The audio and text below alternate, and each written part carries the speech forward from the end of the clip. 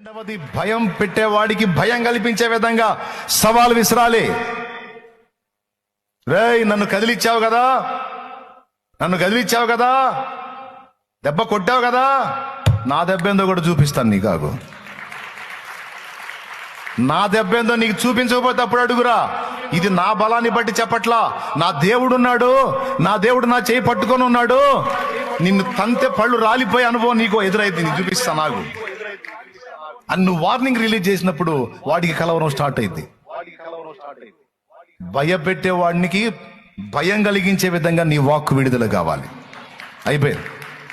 మొదటిది, నిరాశపరిచేవాడే నిరాశ గురి కావాలి. ఎందుకంటే నిన్ను ఎంత శోధించినా నిరాశపడట్లా.